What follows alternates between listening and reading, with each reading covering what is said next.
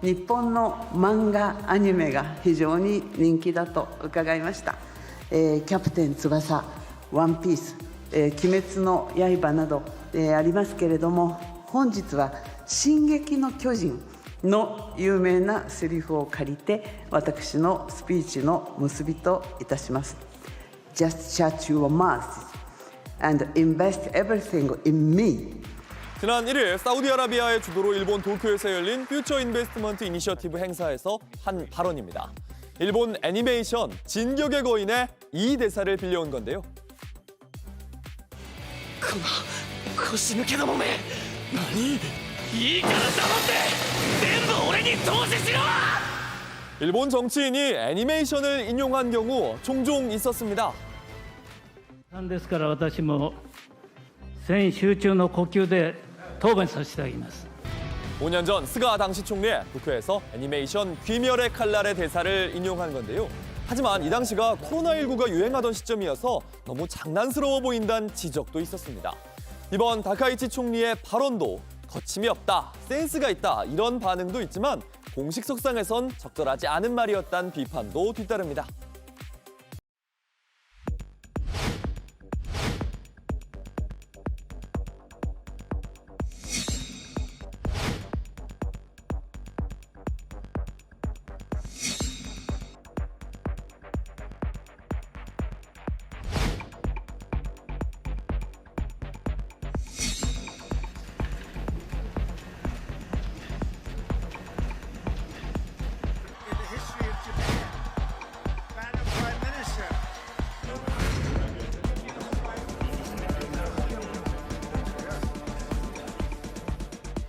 다카이치 사나이 일본 총리가 취임 한 달 만에 외교가의 신스틸러로 떠올랐습니다. 가장 큰 파장을 일으킨 건 대만 유사시 집단적 자위권을 행사할 수 있다고 한 발언이었죠. 중국이 발칵 뒤집히면서 목을 베겠다, 머리 나쁜 정치인 등의 악담을 퍼붓고 사실상 일본 불매에 들어가면서 중일 관계 점점 나빠지고 있습니다.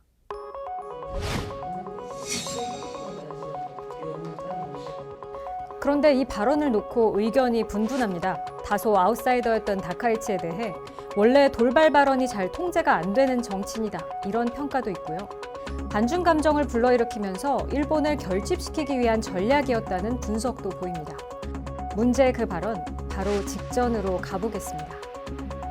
2차 대전 이후 군을 가질 수 없는 일본은 아베 총리 이후 조금씩 무장 의지를 드러내왔죠. 아베 후계자를 자처하는 다카이치를 향해 전 야당 대표인 오카다 카츠야 의원이 이런 질문을 던집니다.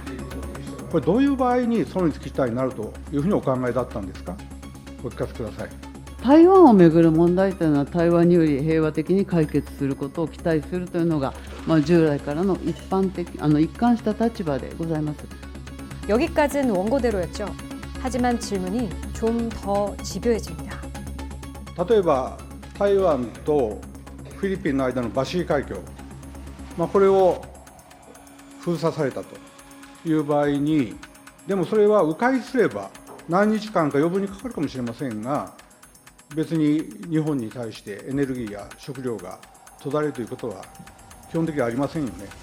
海上封鎖っていうのもこれ戦艦で行い、そしてまた他の手段も合わせて、この対応した場合には、武力行使が生じうる、話でございます。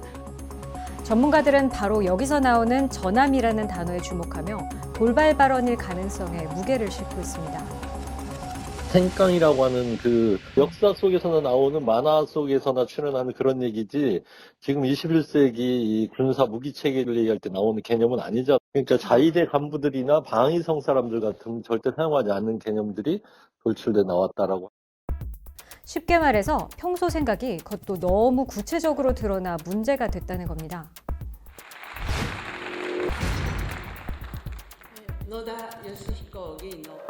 그간 일본 역대 총리들은 애매한 표현으로 외교 갈등과 논란을 피해갔습니다. 바로 전략적 모호성이라는 건데요. 미국조차도 하나의 중국을 인정하면서 대만과의 관계는 이어가고, 그러면서 군사 개입에 대해 명확한 입장을 밝히지 않는 걸 예로 들 수 있습니다. 그래서 이 발언을 다카이치가 꿈꾸는 강한 일본의 모습과 연결짓는 해석이 힘을 얻는 겁니다. 중국을 불편하게 하더라도 미국과의 동맹 관계를 끈끈이 하고 일본 역시 이번 기회에 재무장을 하겠다는 거죠. 일본을 다시 부흥시키고 싶다라는 느낌이 강하고 중국하고 북한이 군사적으로 너무 위험하니까 일본의 국방력을 강화해서 이들에 대항해야 된다.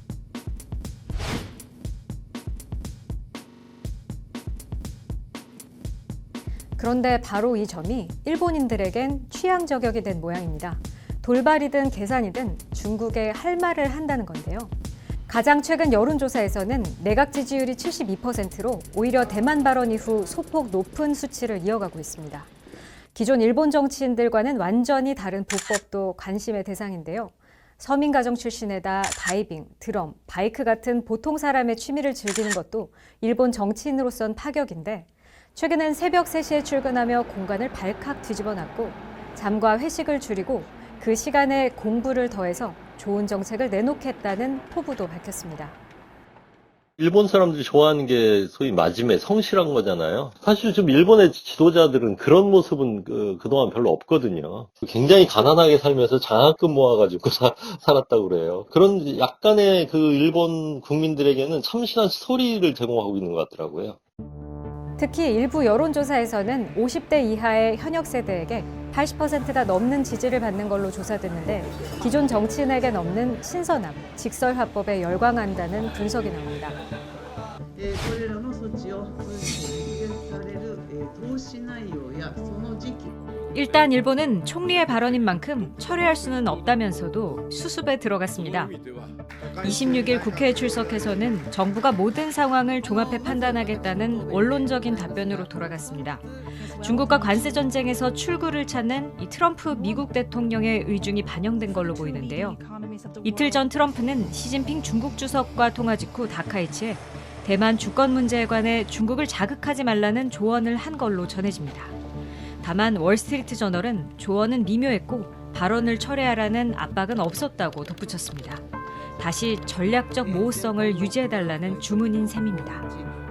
국무부나 국방부 같은 경우에는 일본이 미국과 함께 이렇게 중국과 싸워주는 것에 대해서 반기는 입장인 거고 트럼프 대통령은 중국도 가야 되고 성과도 내야 되고 하니까 단기적으로 자제를 좀 했으면 좋겠고 괴리가 있는 거예요. 일본 경제는 만성적인 저성장에 최근엔 물가까지 오르면서 임금이 오르지 않는 가운데 소비마저 위축되는 진퇴양난에 빠져 있습니다. 다카이치는 아베보다도 더 공격적으로 경기를 띄우는 사나이노믹스를 예고하고 있는데 물가는 잡지 못하면서 구조적 문제를 심화시킬 수 있다는 우려의 목소리도 나옵니다. 그 어느 때보다도 중국의 불매운동이 큰 타격을 입힐 수 있는 시기인 만큼 경제정책이 실패한다면 이 사이다 화법, 고스란히 리스크로 돌아올 거란 경고가 나옵니다. JTBC 백민경입니다. 일본 육상자위대 공수부대 사령관이 나토 대원들과 함께 비행기에서 뛰어내립니다. 이탈리아와 프랑스 공수부대 사이로 일장기를 단 자위대원들도 보입니다.